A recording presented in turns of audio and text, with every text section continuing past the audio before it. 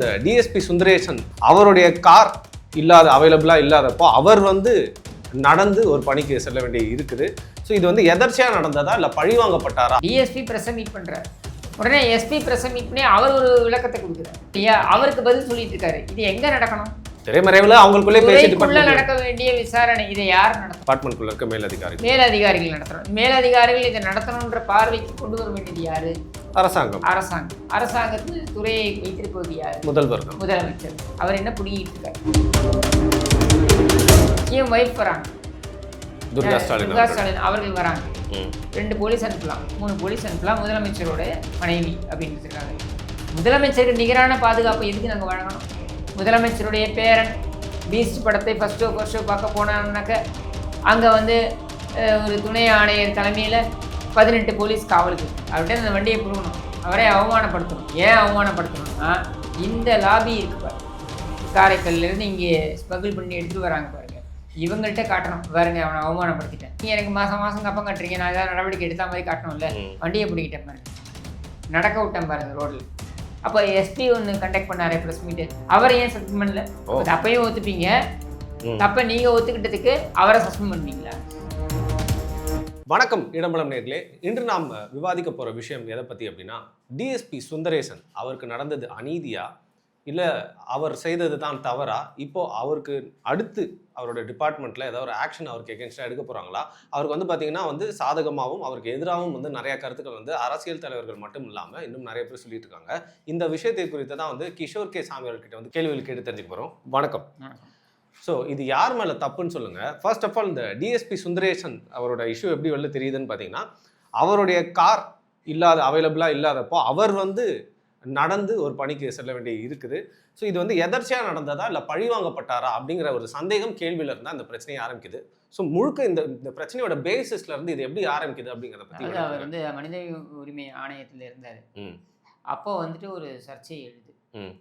வட தமிழ்நாட்டில் ஒரு கொலை, ஒரு காவல்துறை அதிகாரியுடைய சம்மந்தப்பட்ட ஒரு விசாரணையில் மேலதிகாரிகள் அதில் சம்மந்தப்பட்டிருக்காங்க அப்படின்ற உண்மையை அவர் கொண்டு வர. பேசிக்கலி அவர் பார்த்தீங்கன்னாக்க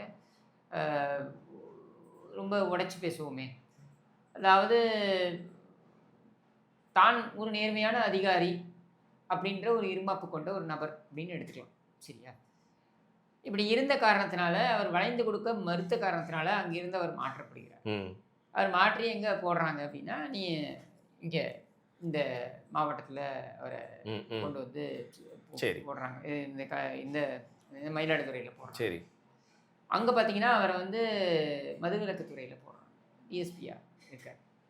அங்கேயும் அவர் என்ன பண்ணுறாருன்னா, கிட்டத்தட்ட 24 பார்கள், அங்கே இயங்கக்கூடிய பார்களுக்கு அவர் மூடு விழா. ஏன்னா இதெல்லாம் சட்டத்திற்கு புறம்பாக இயங்கி கொண்டிருக்கு, லைசன்ஸ் இல்லாமல் இயங்குது. அது மட்டும் இல்லாமல் காரைக்காலில் இருந்து காரைக்கால் மது பாண்டிச்சேரியிலேருந்து வரக்கூடிய இதெல்லாத்தையும் அவர் தடுத்து நிறுத்துறாரு. அப்படின்றதுனால அவர் மேலே நிறைய கடுப்பில் இருக்காங்க. ஏன்னா இது மிகப்பெரிய ஒரு பொருளாதார ஒரு டாஸ்மாக் ஏற்படுத்தும். அங்கேருந்து இங்கே கொண்டு விற்கிறது அப்படின்றது இங்கே மிகப்பெரிய அளவில் நடந்துக்கிட்டு இருக்கு. இதை செய்யக்கூடியவர்கள் அரசியல் பின்புலம் கொண்டவர்களாக இருக்கிறார்கள். சரி, நான் அரசியல் பின்புலம்னு சொல்கிறேன், நான் எந்த கட்சியும் சொல்லலை. எல்லா கட்சியிலையும் கூட இருக்கலாம், எல்லா கட்சியிலையும் எல்லா ஆட்சியும் நடக்கிறது. அப்போ ஒரு சில அதிகாரிகள் தான் இதை முன் இல்லை, இது நம்ம எதிர்கொள்ளணும், நேர்மையாக எதிர்கொள்ளணும்னு எதிர்கொள்ளக்கூடியவர்கள். இவருக்கு எங்கே போனாலுமே இவருக்கு இந்த பழக்கம் உண்டு, தான் நேர்மையானவர் அப்படின்ட்டு. ஒரு இடத்துல அவரை எக்ஸீட் பண்ணியிருக்கலாம். என்னென்னா, அவர் ப்ரெஸ்ஸுக்கு போனது அப்படின்றது அது அந்த போலீஸ் விதிமுறைகளின் படி பார்த்தீங்கன்னாக்கா அது ஏற்றுக்கொள்ளக்கூடியது கிடையாது. நிச்சயமா. ஆனால் அவர் வேற வழியே இல்லாமல் வெடித்து குமுறக்கூடிய இடத்திற்கு தள்ளப்பட்டார் அப்படின்றது தான் இங்கே பார்க்க வேண்டியதாக இருக்கு. நம்ம இருக்கிறதா அதான் திருப்பி சொல்றேன் வரும். I will look at it from a bird's eye point. அதாவது பயஸ்டா இல்லாம பேசலாம். நான் எந்த சைடுமே எடுத்துக்க விரும்பல, பழி சொல்ல விரும்பல, குற்றம். ஆனா நம்முடைய கேள்வி இங்க என்னன்னா, டிஎஸ்பி இது காவல்துறையில இது வரைக்கும் பார்க்காத ஒரு விஷயம். டிஎஸ்பி பிரஸ் மீட் பண்றாரு, உடனே எஸ்பி பிரஸ் மீட் பண்ணி அவர் ஒரு விளக்கத்தை கொடுக்குறாரு. சரி, பிரஸ் மீட் நடத்துறாரு. சரியா? அவருக்கு பதில் சொல்லிட்டு இருக்காரு. இது எங்க நடக்கணும்? திரைமறைவில் அவங்களுக்குள்ளே பேசிட்டு நடக்க வேண்டிய விசாரணை இதை யார் நடத்தணும்? டிபார்ட்மெண்ட்குள்ள இருக்க மேலதிகாரிகள் நடத்தணும். மேலதிகாரிகள் இதை நடத்தணுன்ற பார்வைக்கு கொண்டு வர வேண்டியது யாரு? அரசாங்கத்தில் துறையை வைத்திருப்பது யார்? முதல்வர் தான். முதலமைச்சர். அவர் என்ன புடிங்கிட்டு இருக்காரு? இப்போ நீங்க கேட்கலாம், எங்கேயோ ஒரு டிஎஸ்பிக்கு ஏதோ ஒரு பிரச்சனைனா முதலமைச்சர் தலையிடணுமா?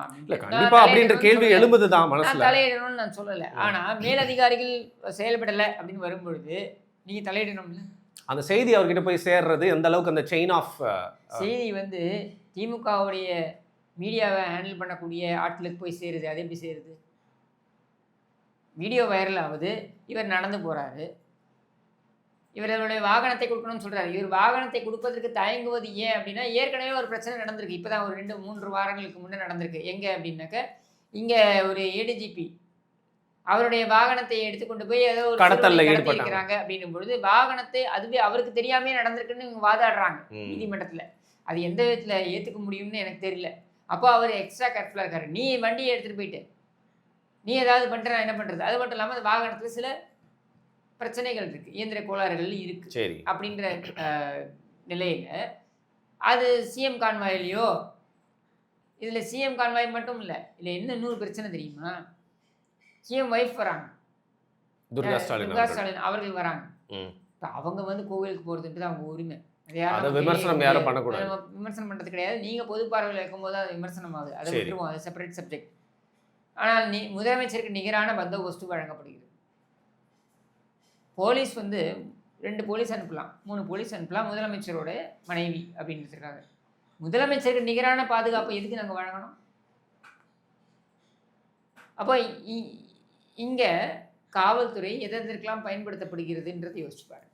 முதலமைச்சருடைய பேரன் பீஸ்ட் படத்தை ஃபர்ஸ்ட் ஷோ பார்க்க போனான்னாக்க அங்கே வந்து ஒரு துணை ஆணையர் தலைமையில் 18 போலீஸ் காவலுக்கு இருக்கணும். முதலமைச்சருடைய பேரனும் அவருடைய நண்பர்களும் அந்த ஃபர்ஸ்ட் ஷோவை பார்க்கும் பொழுது 4:30 மணி விடிகாலையில் பார்க்கும் பொழுது இவர்கள் 3 மணிக்கே வீட்டிலிருந்து எழுந்து 4 மணிக்கு போய் அங்கே உட்காந்து அங்கே பார்க்கணும். இது எந்த விதத்தில் நியாயம்? அந்த துணை ஆணையர் அவருடைய குழந்தையை 7 மணிக்கு எழுந்து கொண்டு போய் ஸ்கூலில் விட்டுருப்பாரா? எனக்கு தெரிஞ்சு வாய்ப்பு கிடையாது, தேவையில்லை. சரி, ஆனால் முதலமைச்சருடைய பேரனுக்காக இவர் 4 மணிக்கே போய் அங்கே நிற்கணுமா பந்தோபஸ்துக்கு? இது என்ன அயோக்கியத்தனம்? முதலமைச்சருக்கு நிற்கணும், பாதுகாக்கப்பட வேண்டியவர். முதலமைச்சருடைய குடும்பத்திற்கு குறைந்தபட்ச பாதுகாப்பு வழங்கப்பட வேண்டும், அதில் ஒன்றும் மாற்று கருத்து கிடையாது. அவர்களும் பாதுகாக்கப்பட வேண்டும். பட் நீ முதலமைச்சருக்கு நிகரான பந்தோபஸ்து நாங்கள் ஏன் கொடுக்கணும்? முதலமைச்சருடைய மாப்பிள்ளைக்கு கொடுக்கணுமா? முதலமைச்சருடைய மனைவிக்கு கொடுக்கணும்? முதலமைச்சருடைய துணை முதலமைச்சருடைய, அதாவது முதலமைச்சருடைய மருமகனுக்கு கொடுக்கணும்? கன்ஃபியூஸ் ஆகிறீங்க பாவம். நீங்கள் எல்லாம் ஒரே குடும்பத்துக்குள்ளே இருக்கிறது தானே. இவங்க எல்லாருக்கும் கொடுக்கணும் அதே மாதிரியான பந்தோபஸ்து, அதே மாதிரியான பாதுகாப்பு. இது என்ன அயோக்கியத்தனம்? இந்த அயோக்கியத்தனமும் இங்கே நடந்து கொண்டிருக்கிறது. சரி, இதெல்லாம் கூட அப்படி வச்சுருவோம். நம்ம சப்ஜெக்ட் வருவோம். இது சப்ஜெக்ட் என்னென்னா, இவரை வந்து திருச்செந்தூருக்கு அனுப்புகிறாங்க. நீ போ, அங்கே வண்டி தரமாட்டியா, நீ அங்கே போ, திருவாரூருக்கு போ. இப்படி அவர்கிட்ட அந்த வண்டியை கொடுக்கணும், அவரே அவமானப்படுத்தணும். ஏன் அவமானப்படுத்தணும்னா, இந்த லாபி இருக்குது பாருங்க, காரைக்கால்லேருந்து இங்கே ஸ்மகிள் பண்ணி எடுத்துகிட்டு வராங்க பாருங்க, இவங்கள்ட்ட காட்டணும், பாருங்க அவனை அவமானப்படுத்திட்டேன். அதாவது அவங்களுக்கு ஒரு ரிவார்டு தரா மாதிரி. ஏன்னா நீங்கள் எனக்கு மாதம் கப்பம் கட்டுறீங்க, நான் ஏதாவது நடவடிக்கை எடுத்த மாதிரி காட்டணும்ல. வண்டியை பிடிக்கிட்டேன் பாருங்க, நடக்க விட்டேன் பாருங்க ரோட்டில், ஒரு டிஎஸ்பிஏ ரோட்டில் நடக்க விட்டேன் பாருங்க, எனக்கு எதுத்தா நீ பேசுவியா? இந்த மனநிலை இருக்கு இல்லையா, இது மாறணும். நான் வந்து இந்த நபருக்கு சுந்தரேசன்ங்கிற அந்த டிஎஸ்பிக்கு நான் வந்து அட்வொகேட்டாக வரல, தனிப்பட்ட முறையில் அவர் செய்வதெல்லாம் சரி நான் வாதிட வரல. சரி, அவர் போய் ப்ரெஸ்ஸை மீட் பண்ணதையும் நான் சப்போர்ட் பண்ணலை, சரியா? ஆனால் அவரை அந்த நிலைக்கு தள்ளியது யார்? ஏன் தள்ளப்பட்டார் அப்படின்றத நம்ம ஒதுக்கிட முடியுமா? உதாசீனப்படுத்த முடியுமா? இன்றைக்கி அவர் வந்து காத்திருப்போர் பட்டியலில் வைக்கப்படுகிறார். அது காத்திருப்போர் பட்டியல் கூட இல்லை, சஸ்பெண்ட் செய்யப்படுது. அப்போ எஸ்பி ஒன்று கண்டக்ட் பண்ணார் ப்ரெஸ் மீட்டு, அவரை ஏன் சஸ்பெண்ட் பண்ணல? ஏன் சார் அவரை சஸ்பெண்ட் பண்ணல? இவர் ப்ரெஸ் மீட் பண்ணது தப்புன்னா அவரும் ப்ரெஸ் மீட் பண்ணது தப்பு தானே, ஏன் பண்ணல நீங்கள்? அப்போ துறை ரீதியான நடவடிக்கையாக இது பார்க்க முடியாது, இது காழ்ப்புணர்ச்சியின் அடிப்படையில் எடுக்கக்கூடிய நடவடிக்கை. இப்போ இதில் பார்த்தீங்கன்னா அவரை பற்றி எல்லா அவதூறுகளும், அவர் பாஜகவில் சென்று சேர்ந்து, ஆமாம், அவர் வந்து சீக்கிரமாக பாஜகவில் சேர்றதுக்கான வாய்ப்பு இருக்குன்ற. அப்போ என்னுடைய ஒரே பிரதான கேள்வி, அவர் நடந்து போகிறாரு அப்படின்ற வீடியோ வைரல் ஆனோடனே, அது மீடியாவிலையும் வந்த உடனே 1/2 மணி நேரத்தில் ஏன் வண்டியை திருப்பி கொடுத்தீங்க? அவருக்கு தப்பை ஒத்துக்கிட்ட மாதிரி ஆயிடுச்சுங்கிறீங்களா? இப்போ தப்பையும் ஒத்துப்பீங்க, தப்பை நீங்கள் ஒத்துக்கிட்டதுக்கு அவரை சஸ்பெண்ட் பண்ணுவீங்களா? இல்லை எதை வச்சு இது மாதிரி பாஜக செய்யறதுக்கு வாய்ப்பு இருக்குன்னு சொல்றாங்க. பாஜகன்றதை உருட்டுறதுன்றது ஒரு வேலையா, முழு நேர வேலையா இவங்க வச்சிருக்காங்க. எதை எடுத்தாலும் பாஜக உள்ள வந்துடும், இல்லை அவர் பாஜக ஆளு இப்படின்னு உருட்டுறதை ஒரு முழு நேர வேலையாக இவர்கள் வைத்திருக்கிறார்கள். இவர்களுடைய தவறை மறைப்பதற்கு பாஜகவை இவர்கள் ஒரு போர்வையாக பயன்படுத்துகிறார்கள். சரியா? நான் அதையும் விட கடந்து நான் கேட்குறேன், ஏன் வண்டியை திருப்பி கொடுத்தீங்க? தப்பை ஒத்துக்கிட்டு தானே கொடுக்குறீங்க நீங்கள் வண்டியை திருப்பி. அவர் நடக்க விட்டது தப்பு தானே. எவனோ 2.5 கோடி ரூபாய் காரு 3 கோடி ரூபாய் காரில் போகிறான். நாட்டின் பாதுகாப்பில் இருக்கக்கூடிய ஒருவருடைய காரை நீ பிடுங்குவியா? ஒருவருடைய வாகனத்தை நீ பிடுங்குவியா? அப்போ இது என்ன மாதிரியான சட்ட நீதி பரிபாலனம்? சரி, இப்போ இன்னொரு விஷயம் வந்து வெளியில வருது, ஒரு ஆடியோ. நான் பெயர் சொல்ல விரும்பல, என்னோட ஆடியோவும் வந்து எல்லாருக்கும் தெரியட்டும் பரப்புன்னு சொல்லிட்டு இன்னொரு டிஎஸ்பி, தென் மாவட்டத்துல இருந்து இருக்கக்கூடிய டிஎஸ்பி வந்து இவருக்கு வந்து சப்போர்ட்டா ஒரு விஷயத்தை வந்து பேசி ஒரு ஆடியோ. எல்லாரும் குமுறி கொண்டிருக்கிறார்கள். என்ன காவல்துறை மொத்தமாகவே குமுறி கொண்டிருக்கிறது. அன்னைக்கு இப்போ ரோட்ல போகும்பொழுது அந்த இதுகிட்ட இது என்ன நம்ம காலேஜ் ரோட் இருக்கு இல்லையா, சரி வயலால இருந்து திரும்புவோம் இல்லையா, காலேஜ் ரோட்ல போவோம் இல்லையா, அங்க ஒரு போலீஸ் ஆஃபீஸர் பார்த்துட்டு கூப்பிட்றாரு, சார் எந்த வயலேஷனும் இல்லையே அப்படின்னு நான் சொல்கிறேன். நான் பின்னாடி வந்திருக்கேன் 2 வீலரில். இல்லை உங்களுக்கு தெரியும், அதான் நான் உங்கள் வீடியோலாம் பார்ப்பேன் அப்படின்னு நிறுத்துறாரு.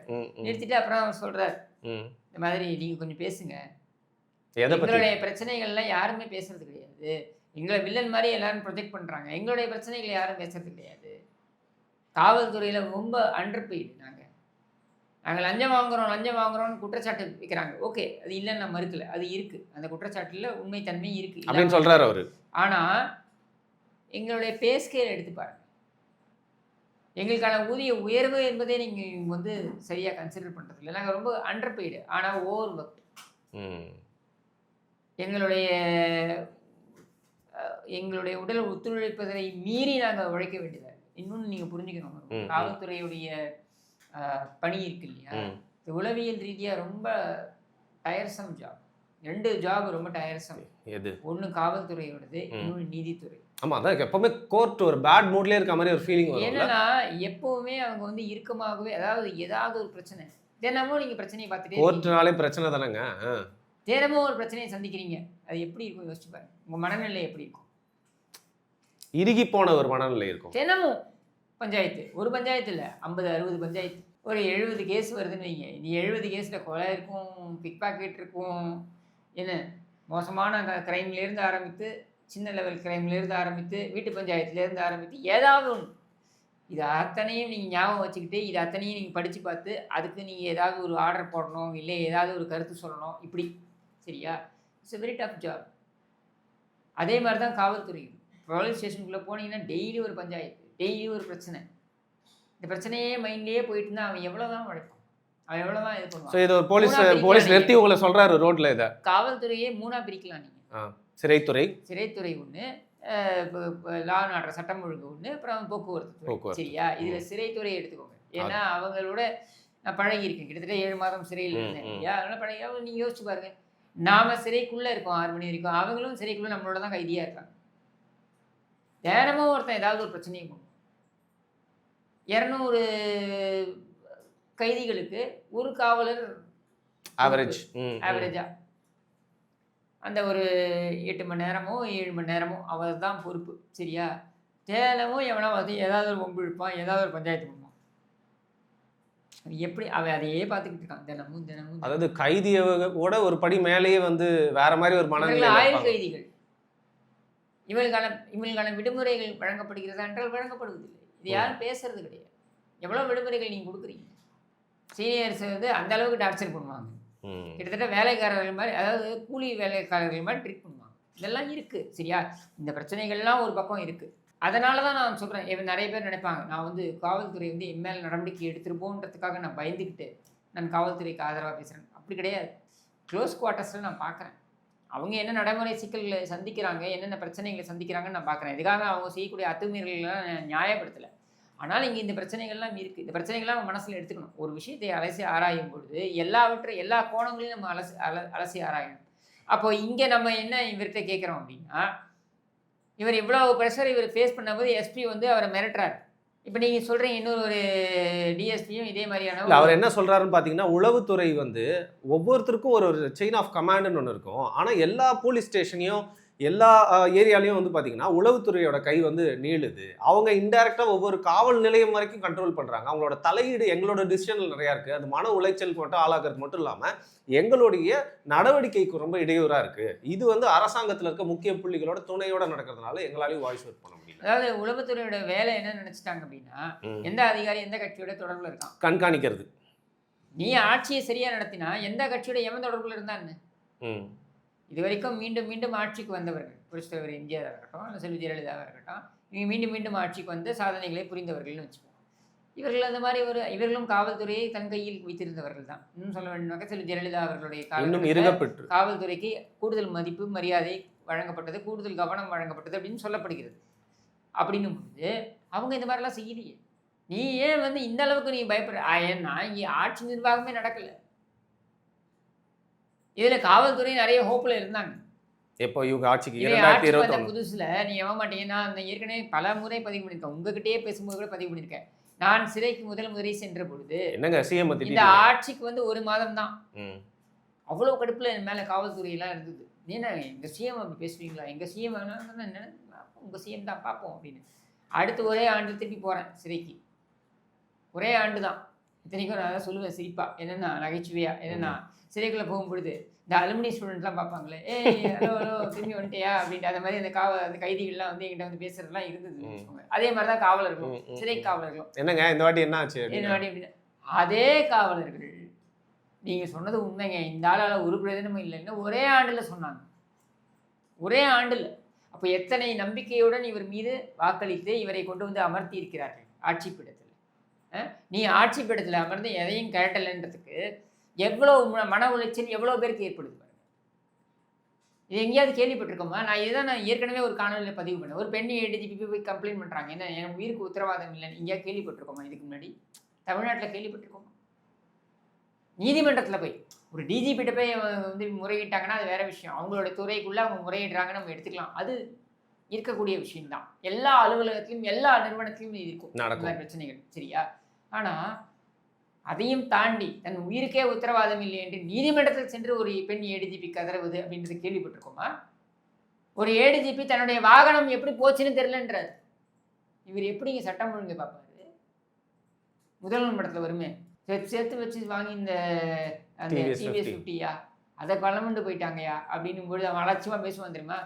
இங்கே எப்படின்னா போலீஸோடைய வாகனமே காணாமல் போயிடுச்சுன்னு போலீஸ்க்கே தெரியல, அதை எடுத்துன்னு போய் கடத்தியிருக்காங்க. இப்போ ஏடிஜிபியோடைய வாகனத்தை எடுத்து கொண்டு போய் ஒருவனை கடத்த வேண்டும் அப்படின்ற முடிவுக்கு வராங்கன்னா அவன் எந்த அளவுக்கு அவன் வந்து இந்த காவல்துறையை அலட்சியமாக பார்த்துருக்கான். நான் சொல்கிறது ஏடிஜிபிக்கு சம்மந்தம் இல்லைன்ற வாதத்தையே எடுத்துப்போம். ஏடிஜிபியோட வாதத்தை அப்படியே எடுத்துப்போம். அவர் சொல்கிறார் இல்லையா, எனக்கு தெரியாமல் போயிடுச்சுன்னு. இவருக்கு தெரியாமல் போக வாய்ப்பே கிடையாது. ஆனால் இவருக்கு தெரியாமல் போயிடுச்சுன்னே வச்சுப்போம். அப்போது அதை கடத்திட்டு போனவன், அந்த வண்டியை எடுத்துகிட்டு போனவன் ஒரு ஏடிஜிபி வாகனத்தையே எடுத்துகிட்டு போகிறான்னா அவன் எந்த அளவுக்கு இந்த காவல்துறையை அலட்சியமாக பார்த்துருக்கணும். அங்கேயே இந்த முதலமைச்சர் தோற்று விட்டார். ஏன்னா இவருடைய நேரடி கண்காணிப்பில் இந்த காவல்துறை இருக்குது. இது குமுறிட்டு இருக்காங்க. தமிழ்நாடு முழுக்க இந்த பிரச்சனை இருக்குது. காவல்துறை தமிழ்நாடு முழுக்க மிகப்பெரிய அழுத்தத்தில் இருக்கிறார். ஒரு பக்கம் அத்துமீறல்கள், பணியை செய்ய முடியல, ஒரு பக்கம் பணியை செய்ய முடியல, இன்னொரு பக்கம் அத்துமீறக்கூடிய காவல்துறையின் மீது நடவடிக்கை எடுக்க முடியல. பல்பீர் சிங் இன்னைக்கு செய்தி வருதுங்க, இது வரைக்கும் கோர்ட்ல அப்பியர் ஆகுங்க. அவரு இது வரைக்கும் அப்பியர் ஆகல. நீதிக்கும் மேல நினைச்சுக்கிறாங்களோ? ஆமா, ஐபிஎஸ் லாபி. இப்ப நான் கோர்ட்டுக்கு போகலன்னு வைங்க, 2 ஹியரிங் நான் போகலன்னு வைங்க, 3வது ஹியரிங் அரெஸ்ட் வாரண்ட் போட்டுருவாங்க, வாரண்ட் இஷ்யூ பண்ணுவாங்க, செய்தியும் வந்துடும். பிடி வாரண்ட் பிறப்பிக்கப்பட்டது, அது பிடி வாரண்ட், இருந்தாலும் பிடி வாரண்ட் பிறப்பிக்கப்பட்டது அப்படின்னு செய்தி வந்துடும். பல்பீர் சிங்கே நீங்கள் அந்த சலுகையை கொடுக்குறீங்க.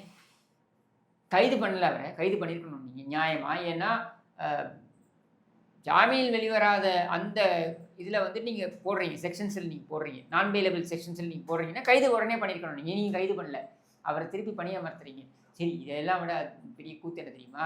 இன்னைக்கு இந்த டிஎஸ்பி பேசினாரு, இவரை வந்து நீங்கள் சஸ்பெண்ட் பண்ணுறீங்க. எஸ்பி நீங்கள் சஸ்பெண்ட் பண்ணி வச்சுருந்தீங்க, சஸ்பெண்ட் இல்லை வெயிட்டிங் லிஸ்ட்டில் வச்சுருந்தீங்க. எங்கே? இந்த ஆஷிஷ் ராவத்தா, யார், திருபுவனத்தில், சரியா? அவரை நீங்கள் திருப்பி பணியமர்த்துறீங்க. எங்கே கொண்டு அவரை திருப்பி பணியமர்த்துறீங்க. 1 வாரம் ஒப்புக்கு அவரை வெயிட்டிங்கில் வச்சுட்டு இந்த அஜித்குமார் கொலை வழக்கில் அவரை நீங்கள் குற்றம் சாட்டி குற்றம் சாட்டின்றதை விட அவரை பொறுப்பு கொடுத்து அவர் தான் பொறுப்பாக இருக்கணும் அப்படின்னு சொல்லி அவரை நீங்கள் வந்து காத்திருப்போர் பட்டியலில் வச்சுட்டு அவரை ஒரே வாரத்தை கொண்டு வந்து எக்கனாமிக் அஃபென்சஸ் விங் இங்கே பொருளாதார குற்ற அந்த அந்த துறைக்கு நீங்கள் அமர்த்துறீங்க. அப்புறம் என்னன்னு எடுத்துக்கிறது? நம்பிக்கையே போயிடும் இல்லையா? இப்படியே இருந்தால் போயிடுச்சு. அதாவது காவல்துறைக்கும் நம்பிக்கை போயிடுச்சு, காவல்துறை மீது மக்களுக்கும் நம்பிக்கை போயிடுச்சு. இதில் காவல்துறையினர் சில பேருக்கும் இந்த மாதிரி வந்து பிரச்சனைகள் வருது, அவங்களுக்கும் வந்து ஒரு அவல நிலை தான் இருக்குது, நீதி கிடைக்கல. ஸோ ஒருவேளை நீங்கள் சொல்கிற மாதிரி வந்து பார்த்தீங்கன்னா அந்த சுந்தரேசன் அப்படிங்கிறவர் மேலே தவறு இல்லை, ஏன்னா நீங்கள் சொல்கிற தவறு இல்லைன்றதை விட்டுருங்க வருண். கேள்வி ரொம்ப சிம்பிள். இன்னைக்கு இது மாதிரி அவரை நடக்க விட்டது சரியா? ரோட்டில் அவரே அவர் செய்திருந்தாருன்னு வச்சுப்போம், நீ ஆக்ஷன் எடுக்க வேண்டியதுன்னு. ரோட்டில் நடக்க விட்டது சரியா? இதான் உங்களோட கேள்வி. ஒரு டிஎஸ்பியை இந்த மாதிரி நீ ரோட்டில் நடக்க விடலாமா? இதுக்கு மட்டும் பதில் சொல்லுங்க.